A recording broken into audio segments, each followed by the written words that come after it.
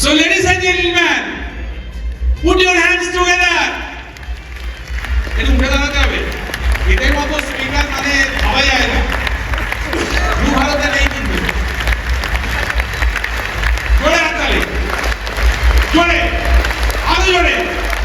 Happy welcome stage. Koushik and Suya Datta.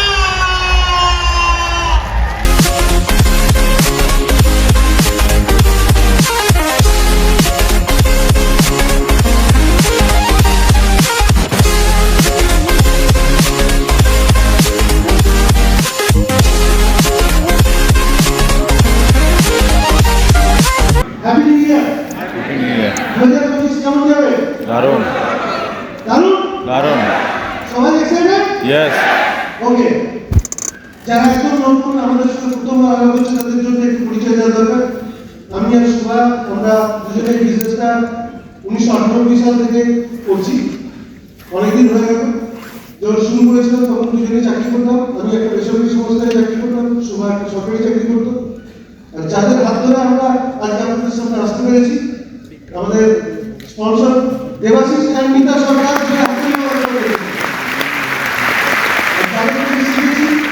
Subhashis Sujata Ghosh অষ্টম শিক্ষা দত্ত কীর্তন সুব্রত দত্ত কান্তি মাতা আমাদের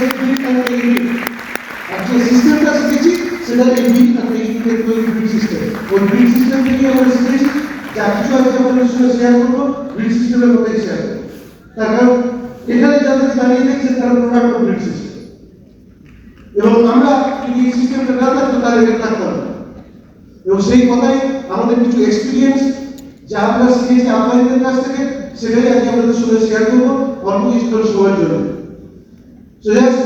জানি না যদি আপনাদের কাজে লাগে আমাদের অভিজ্ঞতা তাহলে সেটাই হচ্ছে আমাদের সাকসেস সুভাকে এবার দিচ্ছি সুভা আপনাদের সঙ্গে কথা বলবো গুড আফটারনুন সবাই এক্সাইটেড ইয়েস ওটা নিউট্রিটা যে খাইনি বলে দিচ্ছে আমাকে ভুল করবার বলে গুড আফটারনুন গুড আফটারনুন দেখেছেন তো যেই বললাম ভুল প্রমাণ করার কথা আপনারা কিন্তু রেডি হয়ে গেলেন আজকে সবাই এখানে এসেছেন যারা আজকে আপনারা শিখতে এসেছেন তো একটু ইন্টারাকশন হোক না এসেছেন তো ইয়েস খাতা পেন নিয়ে এসেছেন তো আমাদের পরে কিন্তু আসল মিটিং শুরু হবে মানে আসল স্পিকারের সব আমাদের তাহলে একদম রেডি আমরা আপনাদেরকে একটু ওয়ার্ম আপ করাতে এসেছি আপনারা ভেবে দেখুন আজকে আপনারা যারা এসছেন এখানে আপনারা আগে নিজেদের জন্য হাত ধরে দিন তো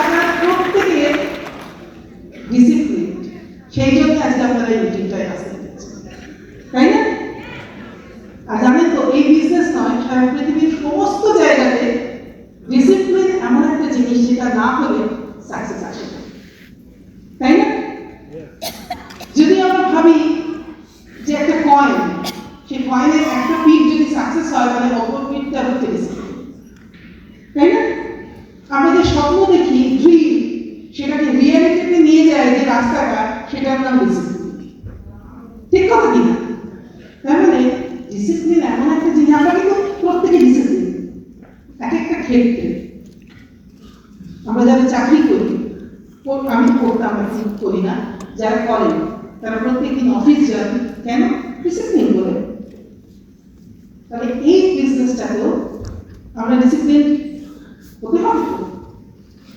কি করে হবে যদি আমরা এটাকে প্রায়োরিটি আনি তবে কিন্তু আমরা ডিসিপ্লিন করতে পারি এমন নয় অনেকে বলে আমি না একদম ডিসিপ্লিনের সময় পাই সে হয়তো সেই ব্যাপারে ডিসিপ্লিন নয় সেই ব্যাপারে সময় পায় তাই না তাহলে ডিসিপ্লিন হচ্ছে এমন একটা ব্রিজ যেটা স্বপ্নকে বাস্তবে রূপান্তরিত করে আমরা কিন্তু আমাদের বাচ্চাদেরও তাই না বলি না ডিসিপ্লিন হতো আপনারা এমন কোনো লোক দেখেছেন যে ডিসিপ্লিন কিন্তু সাকসেসফুল হয়নি বা এমন কোনো লোক দেখেছেন যে যারা সাকসেসফুল কিন্তু ডিসিপ্লিন নয় দেখতে পাবেন এবং ডিসিপ্লিন এমন একটা শব্দ আমার মনে হয় এটা একটা ভেরি পজিটিভ ওয়ার্ড তাই না এই ডিসিপ্লিন শব্দটার মধ্যে কত কি লুকিয়ে আছে বলুন তো এই ডিসিপ্লিন শব্দটার মধ্যে লুকিয়ে আছে সেই ড্রিমার কেন সে ড্রিম ফুলফিল করার জন্য ডিসিপ্লিন এই ডিসিপ্লিন শব্দের মধ্যে লুকিয়ে আছে সে গোল সেটিং করে, এই ডিসিপ্লিন শব্দের মধ্যে লুকিয়ে আছে সে প্ল্যানিং করে কাজ করে। যেমন আপনারা আজকে প্ল্যানিং করে এখানে এসেছেন। এই ডিসিপ্লিন শব্দের মধ্যে লুকিয়ে আছে সে অ্যাকাউন্টেবল, এই ডিসিপ্লিন শব্দের মধ্যে লুকিয়ে আছে সে টিচেবল। ভাবুন ডিসিপ্লিন শব্দটা কতটা ইম্পর্টেন্ট, তাই না? তবে ডিসিপ্লিন কিন্তু আমাদের হতে হবে। আমরা প্রত্যেকে যারা এই বিজনেসটা প্রথম শুরু করেছিলাম তখন চাকরি করতে করতাম, তখনও আমাদের সময় ছিল। ডিসিপ্লিন শব্দের মধ্যে আরেকটা জিনিস লুকিয়ে রয়েছে, সেটা হচ্ছে সে ডিস্ট্রাকশন গুলোকে মানে সরাতে পারে, সে কিছু জিনিস পোস্টপন করতে পারে। আমরাও করেছিলাম, আপনারাও করেন, যারা সাকসেসফুলি বিজনেসটা বিল্ড করছেন তারা ডিসিপ্লিন নিজেকে করার জন্য কি করেছেন? পোস্টপন তো করেছে। আমরা বেড়াতে ভালোবাসতাম, আমরা সমস্ত বেড়ানো পোস্টপন করে দিয়েছিলাম 2 বছরের জন্য। যতদিন না সাকসেসফুল হই ততদিন করতে হবে, সবকিছু একসঙ্গে হবে। সময় তো বার করতেই হবে বিজনেসের জন্য, সময় বার করার জন্যই কিন্তু আমাদের নিজেদেরকে ডিসিপ্লিন করতে হবে, সেলফ ডিসিপ্লিন। আপনাদেরকে একটা গল্প আমরা সবাই জানেন, আমরা সবাই ছোটবেলায় পড়েছি, কচ্ছপ আর খরগোশের গল্প, তাই না? সেই গল্পটার মোরাল কি ছিল? Slow but steady win the race. কিন্তু ভেবে দেখুন, কচ্ছপ কিন্তু থামে। ডিসিপ্লিন মানে নট পারফেকশন, ডিসিপ্লিন মানে কন্টিনিউটি। কচ্ছপ জানতো তার উইকনেস, সে থামে। আর খরগোশ জানতো তার স্ট্রেংথ, সেই জন্য সে ওভার কনফিডেন্ট। দেখবেন অনেকে আমাকে অনেক কিছু ভালো পারে, কিন্তু সে ওভার কনফিডেন্ট, তাই জন্য রেস দিতে বসে গেল। তার মানে আসলে খরগোশ কিন্তু জিতেছিল সে ডিসিপ্লিন। তাই না? আমি কতটা খারাপ জানি, কতটা খারাপ পাচ্ছি, কতটা ভালো প্ল্যান শো করতে পারছি না, কতটা ভালো প্রোডাক্ট দেখাতে পারছি না, কিচ্ছু ম্যাটার করে না। দেখাচ্ছে কি সেইটা আমি প্রত্যেক দিন দেখাচ্ছি। আপনি 30 দিন 30টা লোকের সঙ্গে প্রোডাক্ট নিয়ে কথা বলুন, আপনি দেখুন আপনার টিম কি করতে হবে। এটাই হচ্ছে বিজনেসটা। তাহলে আমাদের নিজেদেরকে সেলফ ডিসিপ্লিন হচ্ছে সবচেয়ে বড় কথা, সেইটা করতেই হবে। এবং যখন আমরা নিজেদেরকে ডিসিপ্লিন করতে পারবো তখনই কিন্তু আমরা ফোকাসড হবে বেশি। সেই গল্পটাও আপনার গল্প কিন্তু আপনারা অনেকেই ছোটবেলায় করেছেন। ম্যাগনিফাইং গ্লাসে তলায় কাগজ রেখে সূর্যের কাগজ পুড়িয়ে ফেলেন, সবাই করেছে। যদি বারবার নাড়াতে থাকি তাহলে কি পুড়বে? ডিস্ট্রাকশন এলে কি পুড়বে? পুড়বে না। যখন আমরা ফোকাস হচ্ছে তখনই কিন্তু ওই কাগজটা আগুন ধরে যাবে। সেই রকম আমরা যখন নিজেদেরকে ডিসিপ্লিন করতে পারবো তখনই আমরা ফোকাস হবো আমাদের স্বপ্নের দিকে। কারণ এই বিজনেসটা তো ড্রিম ড্রিভেন বিজনেস, তাই না? তখনই ফোকাস হতে পারবো, তখনই আমাদের এই বিজনেসের প্রতি, আমার গ্রোথের প্রতি, আমার ড্রিমের প্রতি কমিটমেন্ট আসবে। কমিটমেন্ট মানে অনেকে ভাবতে ওই মাস গেলে একটা পিভি করছি, সেই পিভি কমিটমেন্ট না। পিভি কমিটমেন্ট হচ্ছে রেজাল্ট। অ্যাকচুয়ালি আমাদের কমিটমেন্ট হওয়া দরকার আমাদের কাজের। আমি মিটিং অ্যাটেন্ড করছি তাহলে আমি কমিটেড, আমি ডেমো দেখাচ্ছি তাহলে আমি কমিটেড, আমি এসটিপি করছি কমিটেড, আমি প্রত্যেক দিন কোনো না লিস্ট বিল্ডিংয়ে কিছু না কিছু নাম অ্যাড করছি, আমি কমিটেড। এই কাজগুলোকে যখন আমি কমিটমেন্টের মধ্যে ফেলবো তখন দেখবেন রেজাল্ট অটোমেটিক্যালি আসবে। আশীর্বাদের কথা দিয়ে শেষ করি। আশীর্বাদ বলতেন আমাদের যে তুমি তোমার কাজ করে যাও, টাকা, পিন, পোশাক, কুকুরের মতো তোমার কিছু আসবে। Wish you all the best. Over to you. Subha আমারও কিছু লিখেছিল, পরের মিটিংয়ের জন্য লিখে দিল। যাই হোক, এবার আমার অভিজ্ঞতা একটু বলি। সুভা যেটা বললো এগুলো করতে হবে, নইলে গতি ছাড়তে হবে, এরকম ব্যাপার। কিন্তু হচ্ছে অভিজ্ঞতাটা কি, আপনারা হয়তো মনে করবেন মারাত্মক শব্দগুলো কি, ডিসিপ্লিন, ফোকাস, কমিটমেন্ট, এই সমস্ত সব শুনি আমরা। কিন্তু ওগুলো করতে গেলে কি করতে হবে? মারাত্মক কিছু করতে হবে না, টলগুলো দিতে হবে না, ওয়েট তুলতে হবে না, কারণ 10 কিলোমিটার ম্যারাথন করতে হবে না, কিছুই করতে হবে না। আর আমি আমার কথা বলছি, আমি যখন বিজনেস শুরু করেছিলাম মোস্ট ইনডিসিপ্লিন লোক ছিল, কোনো ব্যাপারে কোনো ডিসিপ্লিন ছিল না। নিজের ইচ্ছে মতো যা খুশি তাই করতাম। কিন্তু তা সত্ত্বেও এই বিজনেসটা কি করে হঠাৎ ডিসিপ্লিন হয়ে উঠলাম, আমি সেটাই ভাবছিলাম যে যখন বিজনেসটা শুরু করেছিলাম তখন আসলে বুঝতে চেষ্টা করেছিলাম এই বিজনেসটা আমাকে কি দেবে, এই বিজনেস থেকে আমার জীবন বদলাতে পারে, এই বিজনেস থেকে আমি যেগুলো পাচ্ছি না সেগুলো পেতে পারি, এটা বিশ্বাস করেছিলাম। আর বিশ্বাসটা করিয়েছিল আপনার, এটা আমাদের আপনাদের জন্য একটা হাততালি দিন। এই আপনাদের কথা এই বিশ্বাসের অনুভূত হয়েছিল যে একটাই বিজনেসটা যদি আমি ঠিকভাবে করি, যেরকমভাবে বলছে সিস্টেমে সেরকমভাবে যদি করি, তাহলে আমি এই জিনিসগুলো পাবো। তখন কিছুই পাইনি, 200 টাকার চেক হয়তো আসছে, কিন্তু আমার বিশ্বাস হয়েছিল যে এগুলো দিয়ে আমি জীবনে অনেক কিছু পেতে পারি। এবং সেই বিশ্বাসটার জন্য যে কাজগুলো করতে বলা হয়েছিল সেগুলো করতে শুরু করেছিলাম। একটা কথা অস্বীকারতা বলতো, সে অস্বীকার বলতো যে আমার ঘরে একটা বসার ঘর, সেখানে একটা নতুন সোফা এলো, পুরোনো চেয়ার টেয়ার ছিল, সেই চেয়ারগুলোকে একটু সরাতে হবে অথবা অন্য ঘরে শিফট করতে হবে, না হলে তো ওই নতুন সোফাটা আসবে না। তো আমার একটা নতুন বিজনেস এসছে, ওই বিজনেসটাকে আমাকে 24 ঘন্টার রুটিনে ফিট করতে হবে, তাহলে আমাকে তো কিছু কিছু জিনিস শিফট করতে হবে। ওটাই আমার প্রায়োরিটি ম্যানেজমেন্ট। আর এই প্রায়োরিটিটা আসবে যখন আমার বিশ্বাস করে এই বিজনেস থেকে আমার কিছু হবে। যদি এই বিশ্বাসটা না তৈরি হয় তাহলে কিন্তু আমার ওই প্রায়োরিটিটা আসবে না। প্রত্যেক দিনই কিন্তু একই সময় আমার মনে আছে অফিস থেকে ফিরে সন্ধ্যাবেলায় কি করতাম, অফিস থেকে ফিরে সন্ধ্যাবেলায় টিভি দেখতাম, সিনেমা দেখতাম, থিয়েটার দেখতে যেতাম, আড্ডা মারতাম। রবিবার দিনটা তো মেনলি তাই ছিল। তার মানে কি ওই সময়টাই আমাকে বিজনেসে দিতে হবে। প্রথম টিভি দেখা বন্ধ হয়ে গেল, টিভি খারাপ হয়ে গেল, সিনেমা দেখা ভুলে গেল। সেই সময় টাইটানিক লঞ্চ করেছিল, আমরা দেখি, আমি ওটা 15 বছর পরে রিলিজ হয়েছে তখন দেখতে গেছিলাম, সবাই দেখেছে কিন্তু আমরা দেখি। এইরকম ভাবেই যে দিনে 3টের সময় সিনেমা দেখতাম, এরকম আমার রেকর্ড আছে। ফিল্ম ফেস্টিভ্যালে গিয়ে 5টা সিনেমা দেখেছি একদিনে, সারা রাত্রি জেগে। তা সত্ত্বেও কিন্তু একটাও সিনেমা দেখি যখন বিজনেসটাতে ডিসিপ্লিন হতে কাজ করা শুরু করলাম। কেন? জীবনটা বদলে যাবে, তার জন্য আমি কিছু চিন্তা করতে হবে। এই বিশ্বাসটা কিন্তু আনতে হবে, সেটা আপনার জন্য এই মিটিংগুলোতে আসতে হয়, আপনাদের সঙ্গে অ্যাসোসিয়েট করতে হয়, তখনই কিন্তু এই বিশ্বাসটা আসে আস্তে আস্তে। এবং তখন এই বিশ্বাস যখন এলো তখন আমরা করতে শুরু করলাম, পোস্টপোন বেড়ানো, পোস্টপোন হলো, এই জিনিসগুলো পোস্টপোন হয়ে গেল, সব কিছু আমরা তখন রেগুলার একই রকম ভাবে কাজ করে দিতে থাকলাম। প্রথমে নিজের জন্য প্ল্যান দেখাও, প্রোগ্রাম দেখাও, মিটিংয়ে যাওয়া, এগুলো তো আছে, তার সঙ্গে অফিস আছে, অফিস থেকে বেরিয়েই কাজ করে আছে। এবং ওইখানে এমন একটা ব্যাপার ছিল যে আস্তে আস্তে আমাদের ফোকাসটা হয়ে গেল যে আমাকে এবারে 9% করতে হবে। 3% আমি মাসের পর মাস আটকে আছি, থাকতেই পারি। অনেক দিনেই আমরা সারা জীবনে অনেকবারই আটকেছিলাম, এখনো আটকে আছি, তাতে কিছু যায় আসে না। কিন্তু আমি পরের মিনিটের জন্য ফোকাস করে কাজ করি, সেটাই তখন হওয়া শুরু করি। এবং ওইটা যখন আস্তে আস্তে ফোকাস হয়ে গিয়ে ডিসিপ্লিন হতে কাজ করি, আমি বলছি তখন আমরা 3% লেভেলে তখনই কিন্তু কমিটমেন্ট তৈরি হয়ে গেছে। কমিটমেন্টটা কিন্তু খুব সহজে আসে, এটা গ্র্যাজুয়ালি আসে। কমিটমেন্ট কিরকম আপনাদের একটা উদাহরণ দিলে আপনারা বুঝতে পারবেন। শ্যাওড়াপুরিতে 1998 নভেম্বর মাসে একটা মিটিং ঠিক হয়েছিল, সেদিকে সাইক্লোন 200 কিলোমিটার বেগে নাকি ঝড় আসবে, পুরো সব ছুটি দিয়ে দেওয়া হয়েছে।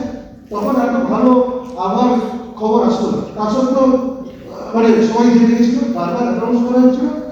এবং দেবাশিস যখন মোবাইল নেই, ফোন করে জিজ্ঞেস করলাম কি করবে, দেবাশিস যখন কথা দেওয়া হয়েছে তখন যেতে দিই।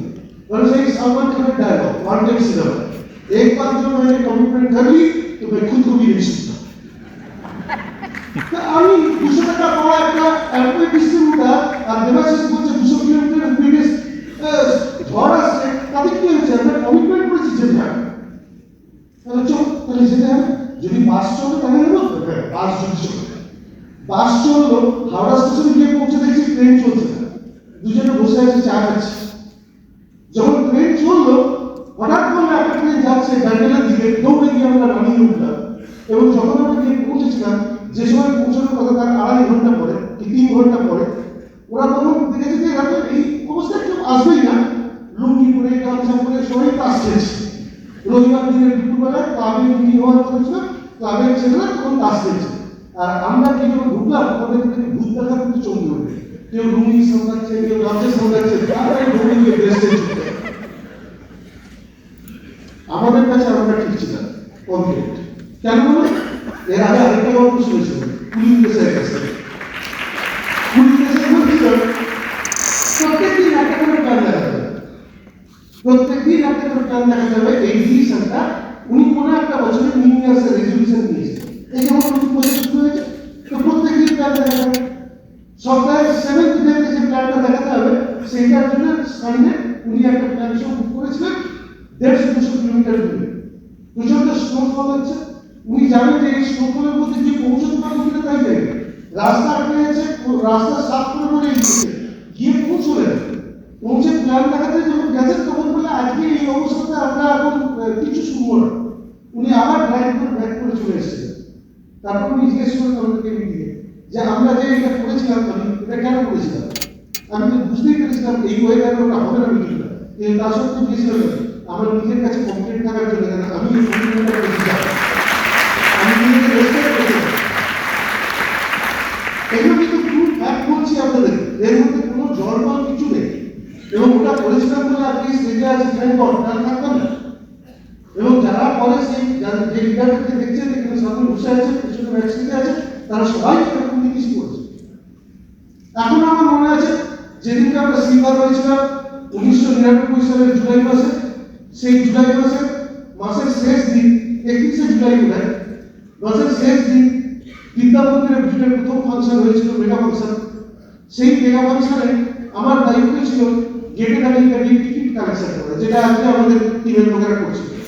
গেটে দাঁড়িয়ে টিকিট কালেকশন করা। এবং আমি জানি সেদিনকে আমাদের সিলভার হওয়ার কথা, টিমের লোকেরা গেছে। আমি জানি না, মোবাইল ছিল না, কত টিভি হচ্ছে, কি খবর আসছে কিছুই জানি না, কিন্তু আপনাই ওটা বলে দিয়েছে তোমাকে এটা করতে হবে। আমি ওখানে গিয়ে দাঁড়িয়েছিলাম, ওটা আমার কমিটমেন্ট, আমি ওই গেট ছেড়ে দৌড়বো না। বিকেল পর্যন্ত লোক এসছে, মণিপুর থেকে মধুবালা জীবন ওদের টিম এসেছিল, তারা বিকেল সময় ঘুরছে। তখন আমি জানি না আমি সিলভার হয়েছি কিনা, ওরাও সিলভার হওয়ার দৌড়ে আছে। কৃতিশা সুখেরাও ছিল, আমাদের টিমের একজন এসে বলল হয়ে গেছে। আমি গেটে দাঁড়িয়ে টিকিট কালেক্ট করতে করতে জেনেছিলাম। আমি পরে আমাদের টিমে বলতাম যে সিলভার হওয়ার জন্য তোরা কি ঝাঁপিয়ে পড়িস, আমি তো জানতেই পারিনি কি করে হয়েছে, এখনো জানি না কি করে হয়েছিল। সিলভার এভাবেই করা হয়েছে, একটাই কারণ আপনাদের কথা বিশ্বাস করেছিলাম, সিস্টেমের কথা বিশ্বাস করেছিলাম। আপনারা যদি মনে করা হবে হবে এবং সেটাতেই হয়েছে। এইটাই কিন্তু আমাদের ওই কমিটমেন্ট করুন, ফেথ করুন, সব কিছু হয়। আমার ধারণা যে যতক্ষণ না আমাদের বিশ্বাস আছে ওই বিজনেসের উপরে, ওই প্রোডাক্টের উপরে, আপনাদের উপরে, গ্রিড সিস্টেমের উপরে এবং নিজের উপরে, ততক্ষণ পর্যন্ত কিন্তু কমিটেড হওয়া মুশকিল। আর কমিটেড যতক্ষণ না হতে পারবে ততক্ষণ পর্যন্ত সাকসেসফুল হওয়া মুশকিল।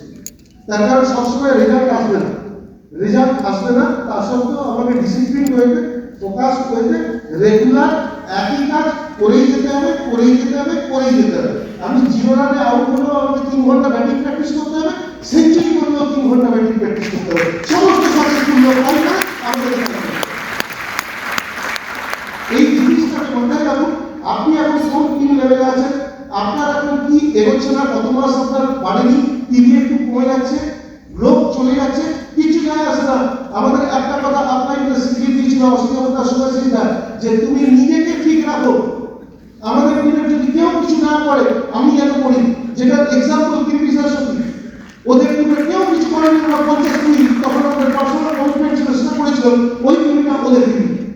অথচ ওরা তখন 9% হয়ে গিয়েছিল, সে মাসে ওদের টিম হয়েছিল 50, আর ওই টিমটা কিন্তু ওরা নিজেরাই করেছিল।